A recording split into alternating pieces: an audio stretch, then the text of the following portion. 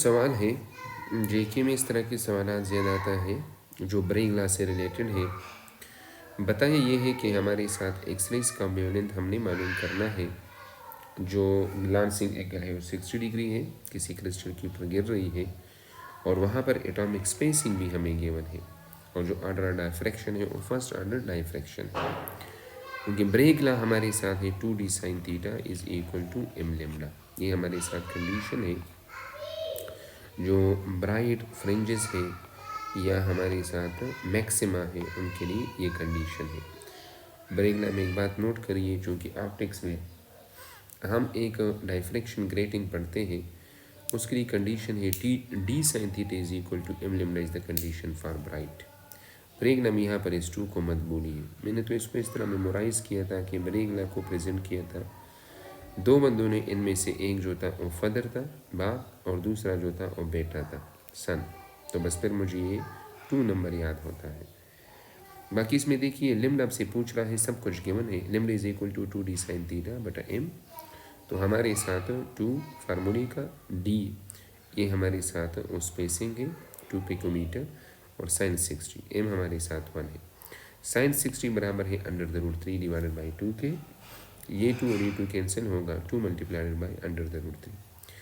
यहाँ पर एक बात सुनिए, चूँकि √3 की जो वैल्यू है √4 से कम है और √2 से ज़्यादा है, और √2 की जो वैल्यू है वो हमारे साथ 1.414 के आसपास है।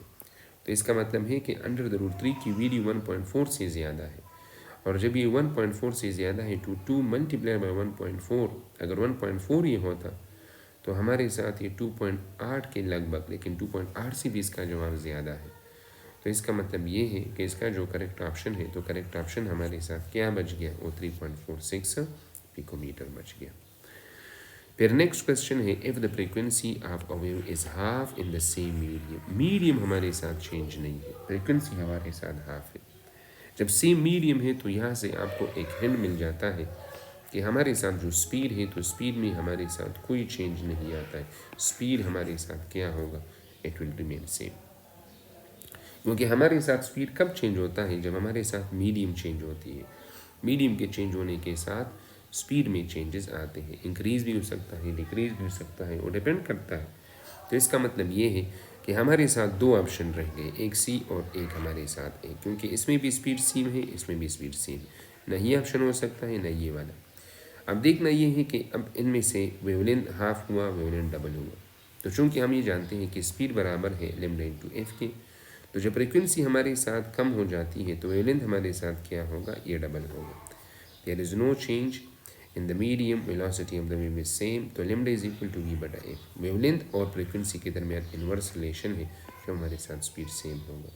तो जब हमारे साथ फ्रिक्वेंसी के बारे में बताया है कि फ्रिक्वेंसी हाफ, फ्रिक्वेंसी हमारे साथ वो हाफ हो गई है, तो वेवलेंथ हमारे साथ क्या होगा, वो हमारे साथ वो डबल होगा। और अगर आपको बताया जाता है कि फ्रिक्वेंसी डबल है तो वेवलेंथ हमारे साथ फिर क्या होता है, हाफ। यहाँ पर बताया है कि फ्रिक्वेंसी हमारे साथ हाफ है, और जब फ्रिक्वेंसी हमारे साथ हाफ है तो फिर व्हाट अबाउट, यानी हमारे साथ जो फ्रिक्वेंसी है, फ्रिक्वेंसी हमारे साथ हाफ है, तो फिर वेवलेंथ हमारे साथ क्या होगा, तो वेवलेंथ ये हमारे साथ डबल होगा। फ्रिक्वेंसी हाफ, वेवलेंथ हमारे साथ क्या होगा, it will increase by 2 time. तो करेक्ट ऑप्शन हमारे साथ क्या है, स्पीड हमारे साथ सेम है और हमारे साथ वेवलेंथ ये डबल हो गया।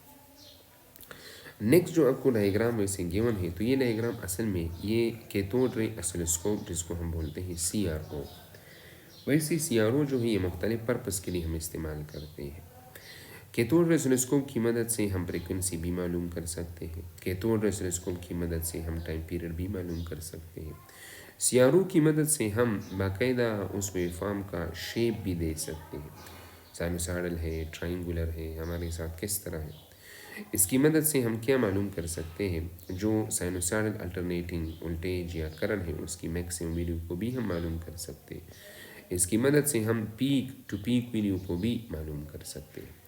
यहाँ पर CRO की स्क्रीन पर वोल्टेज और टाइम का ग्राफ गिवन है, और बताइए है कि एलॉन्ग वाई एक्सिस जो मेरे साथ एक डब्बा है, जो एक बॉक्स है, इसकी ऊंचाई ये हमारे साथ 1 मिली वोल्ट है, और एलॉन्ग एक्स एक्सिस जो हमारे साथ ये एक डब्बा है ये 5 मिली सेकंड है। तो फ्रिक्वेंसी क्या होगी? तो देखिए यहाँ से लेकर यहाँ तक हमारे साथ ये एक वेव कंप्लीट हुई है, और एक वेव जितने टाइम में कंप्लीट होती है उसको टाइम पीरियड बोलते हैं, और फ्रिक्वेंसी और टाइम पीरियड एक दूसरे के उलट है।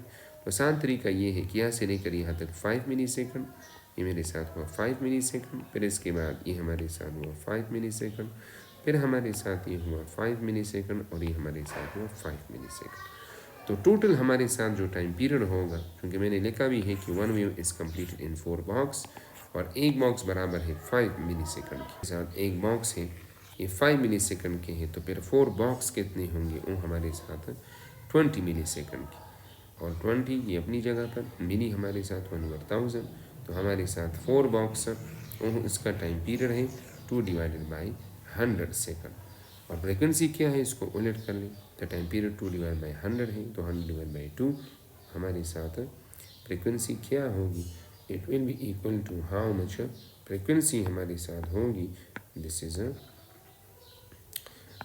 50 हर्ट्ज इसकी फ्रिक्वेंसी होगी। तो इसका जो करेक्ट ऑप्शन है, यानी हमसे पूछा गया है कि व्हाट इज़ द फ्रिक्वेंसी, तो फ्रिक्वेंसी हमारे साथ है दिस इज 50 हर्ट्ज। फिर नेक्स्ट क्वेश्चन है the transverse wave of the light can be prove through which phenomena. असल में हमारे साथ रिफ्रैक्शन हो गया, इंटरफेरेंस हो गया, रिफ्लेक्शन हो गया, ये सारे हमारे साथ वेव फिनोमेना से, और all type of the waves ये रिफ्रैक्शन भी शो करते हैं, इंटरफेरेंस भी शो करते हैं, रिफ्लेक्शन भी शो करते हैं, लेकिन पोलराइजेशन हमारे साथ वो प्रॉपर्टी है कि लॉन्गिट्यूडनल में पोलराइज नहीं होती, वो पोलराइजेशन शो नहीं करते हैं। Diffraction, interference and reflection are the wave phenomena which are shown by all type of the wave where transverse can be polarized and longitudinal wave they do not show polarization। यही तो वजह है कि जो कि हम जानते हैं, इससे रिलेटेड ये बात भी नोट करिए कि जो हमारे साथ हाइगन प्रिंसिपल होता है, तो जो हमारे साथ हाइगन प्रिंसिपल है, तो हाइगन प्रिंसिपल वो कहाँ पर एप्लीकेबल नहीं है, या वो हमें क्या नहीं बताता है? हाइगन प्रिंसिपल जो है ये हमें पोलराइजेशन नहीं बताता है, क्योंकि वजह ये है कि हाइगन प्रिंसिपल को आप पोलराइजेशन के लिए इस्तेमाल नहीं कर सकते हैं। हाइगन के मुताबिक लाइट जो है ये हमारे साथ लॉन्गिट्यूडनल वेव है, इन हाइगन प्रिंसिपल रिफ्लेक्शन को, सिमिलरली हाइगन प्रिंसिपल डायफ्रैक्शन को, रिफ्रैक्शन को एक्सप्लेन कर सकते हैं, लेकिन हाइगन प्रिंसिपल ये एक्सप्लेन नहीं करता है। किसको एक्सप्लेन नहीं करता है? Not explain the polarization, because polarization is shown by transverse wave. In हाइगन प्रिंसिपल के मुताबिक लाइट एक लॉन्गिट्यूडनल वेव है। फिर अगला जो सवाल है question number 16, an object is place at a distance 2f from a converging lens. हमारे साथ एक लेंस है जिससे 2f के फासले पर हमने एक ऑब्जेक्ट को रखा है, ये हमारे साथ वो ऑब्जेक्ट है, और इसका जो फोकल लेंथ है वो हमारे साथ f है। तो फिर लिखा है द इमेज दस form by the lens is, जो हमारे साथ दूसरे साइड पर जो इमेज बनेगा, यहाँ पर जो हमारे साथ इमेज बनता है, तो इस इमेज का फासला हमारे साथ क्या होगा? तो इसके लिए आसान तरीका ये है कि हम इस्तेमाल कर लें और लेंस का इक्वेशन 1/f, f से मुराद फोकल लेंथ, x0 से मुराद किया हुआ डिस्टेंस ऑफ द ऑब्जेक्ट, और xi से मुराद किया हुआ डिस्टेंस ऑफ द इमेज। तो यहाँ पर आप डालिए ऑब्जेक्ट का, बस सिर्फ ये डालना है 1/2f, और बाकी ये इस साइड पर आएगा तो ये हमारे साथ अपनी जगह पर रहेगा, जब ये लेफ्ट हैंड साइड पर आएगा इट बिकम नेगेटिव। और हम इसका एलसीएम ले लें, इसका एलसीएम हमारे साथ 2f, तो हमारे साथ 2 - 1 1/2f, और हमारे साथ जो डिस्टेंस ऑफ द इमेज है, ये कितने डिस्टेंस पर ये इमेज बनेगा, तो हमारे साथ है दिस इज 8/2f।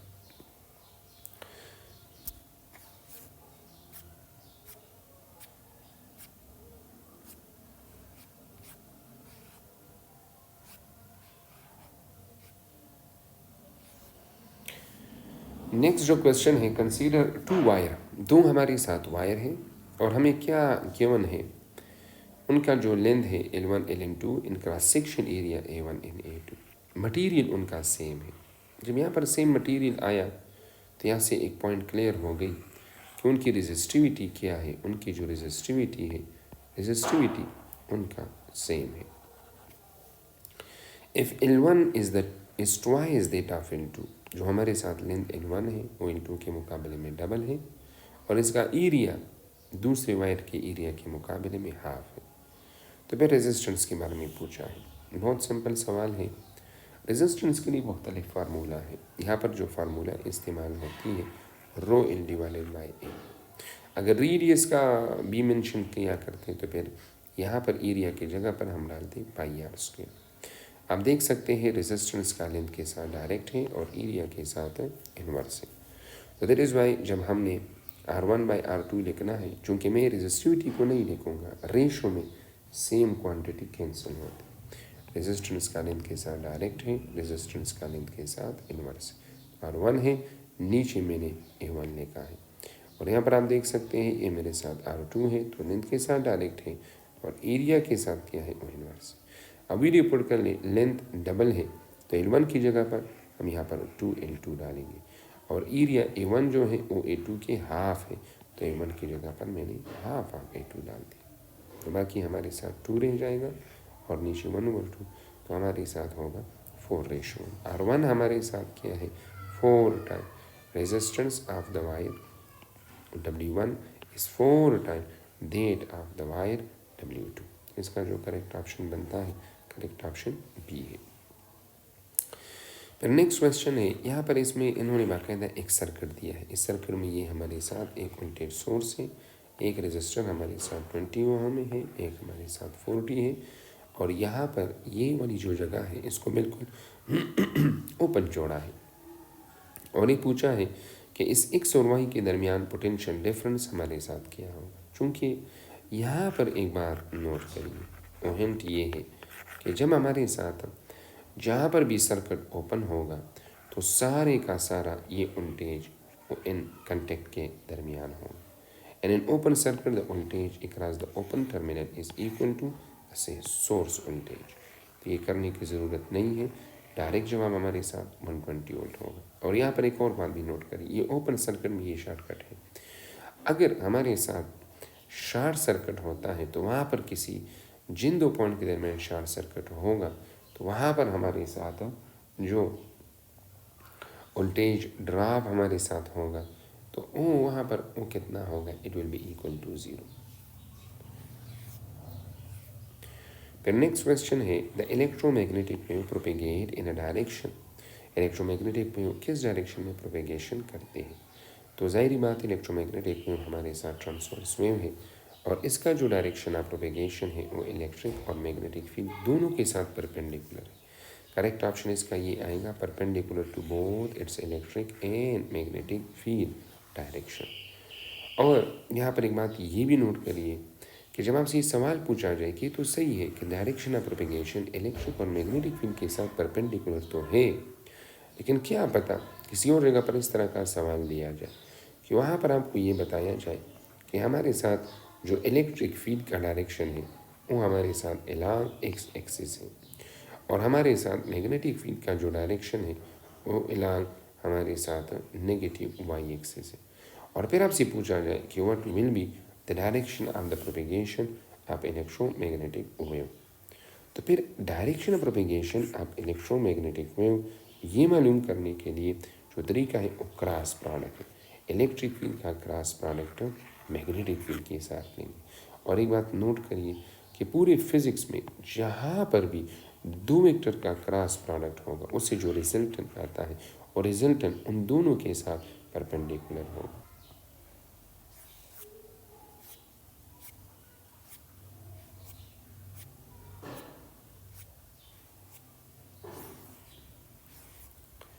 तो whenever there is cross product then resultant is perpendicular। resultant हमेशा के लिए परपेंडिकुलर होता है, किसको, उन दोनों वेक्टर को।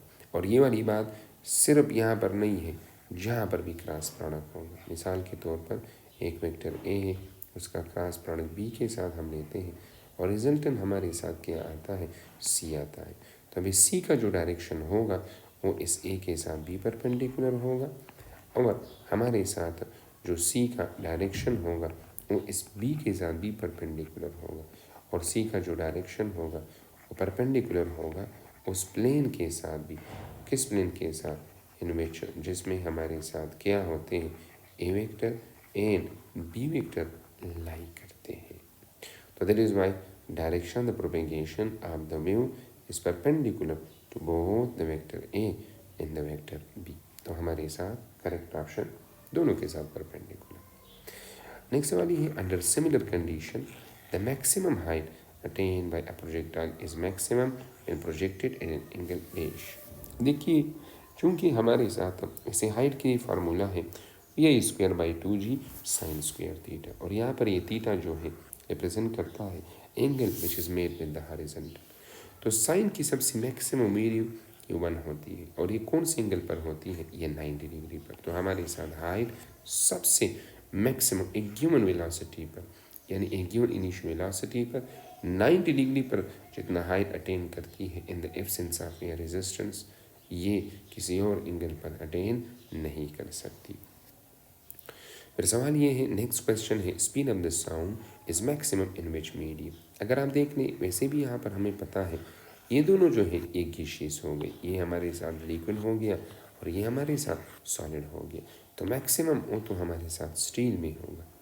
वैसे हम एक इक्वेशन ये भी जानते हैं कि स्पीड ऑफ मैकेनिकल में बराबर है ई से मुराद है इलास्टिसिटी और रो से मुराद है डेंसिटी।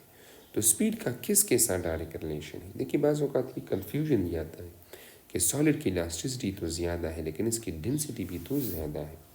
तो स्पीड ऑफ साउंड का इलास्टिसिटी के साथ डायरेक्ट है और डेंसिटी के साथ इन्वर्स। तो फिर हम क्या करेंगे, हम इलास्टिसिटी को देखेंगे, हम डेंसिटी को देखेंगे।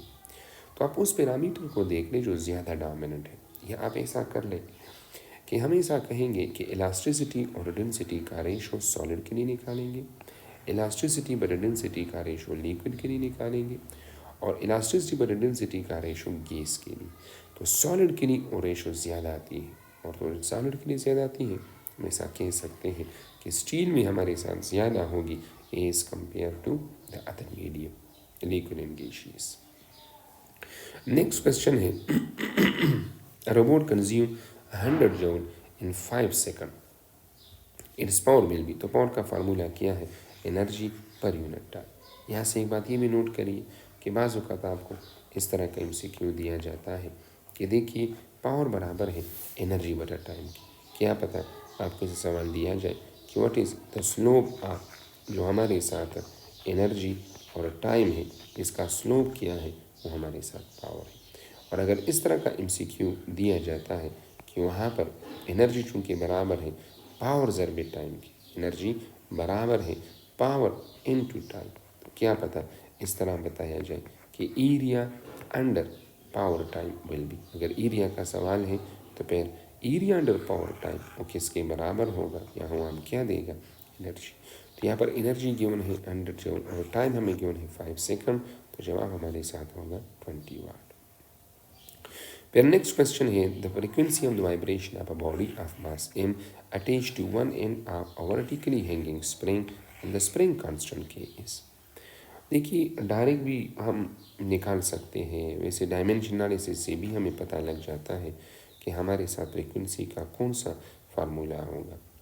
यानी हम इसका भी डायमेंशन, इसका भी डायमेंशन, इसका भी डायमेंशन, इसका भी डायमेंशन निकालेंगे, और जिसका डायमेंशन (2-1 आता है तो वही हमारे साथ फ्रीक्वेंसी होगी। या मास अटैच्ड टू स्प्रिंग में हमारे साथ एक्सेलरेशन का फार्मूला था E = -k/mx, और acceleration in case of the simple harmonic motion, uniform circular motion and simple harmonic motion बराबर है E = -ω²x। दोनों को कंपेयर कर ले तो माइनस साइन,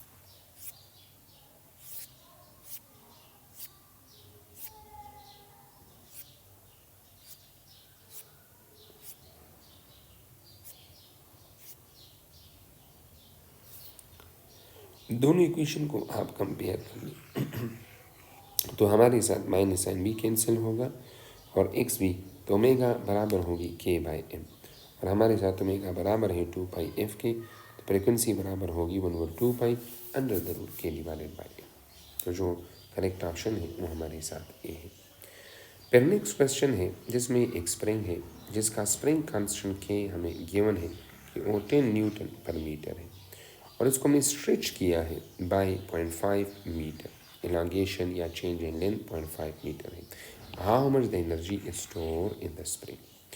असल में देखिए the energy store in a spring, जो स्प्रिंग में हमारे साथ एनर्जी स्टोर है जिसको हम इलास्टिक पोटेंशियल एनर्जी बोलते हैं, तो बराबर है हाफ एफ एक्स के। ये हाफ भी इस वजह से आता है कि चूँकि एनर्जी बराबर है फोर्स इंटू एक्स के, लेकिन यहाँ पर ये फोर्स चूँकि एक वेरिएबल फोर्स है और इस वेरिएबल फोर्स को मालूम करने के लिए हम एवरेज लेते हैं और एवरेज की वजह से यहाँ पर इसके साथ हाफ आती है। अब इस फार्मूला की दो और शक्लें हैं, या तो ऐसा कर ले कि एफ़ की जगह पर के एक्स डाल दें और या आप ऐसा कर ले कि एक्स की जगह पर एफ़ बाई के डाल दें। तो अगर एफ़ की जगह पर के एक्स डालते हो तो हाफ के एक्स स्क्वायर बनेगा और अगर एक्स की जगह पर एफ़ बटा के डालते हो तो ये हाफ एफ स्क्वायर बाई के बनेगा। और यहाँ से एक और बात भी नोट कर लिए, देखिए एनर्जी का के साथ डायरेक्ट रिलेशन भी है, एनर्जी का के साथ इन्वर्स रिलेशन भी है और energy is also independent on the के। बाज़ों का इस तरह के सवाल आ जाए तो भी आपने एहतियात करना होगा। हमेशा के लिए इसका के साथ डायरेक्ट नहीं होता, डिपेंड करता है सिचुएशन। जो फार्मूला है हम ये बी वाले इस्तेमाल करेंगे क्योंकि हमें स्प्रिंग कांस्टेंट के भी गिवन है और एक्स भी गिवन है।